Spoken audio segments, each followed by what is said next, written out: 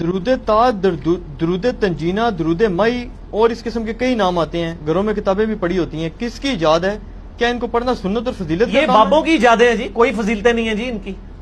اس میں تو اکثر درود تاج کے اندر تو شرکی الفاظ بھی ہیں، گستاخانہ جو ہے وہ الفاظ بھی ہیں. میرا اس کے اوپر کلپ بھی چڑھا ہوا ہے.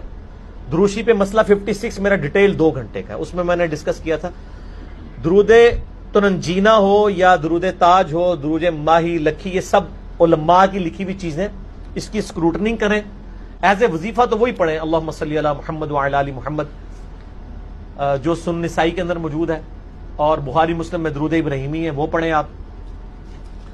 یہ درود جو ہے نا جی کوئی ثابت نہیں ہے، یہ لوگوں نے ایجاد کیے ہوئے ہیں، یعنی احادیث کے اندر کہیں موجود نہیں ہے. اگر ہیں تو دکھائیں، میں تو ان کو چیلنج دیا ہوا ہے، دکھائیں. لیکن صلی اللہ علیہ وآلہ وسلم، یہ حدیث سے ثابت ہے صحیح مسلم سے، یہ پڑھیں.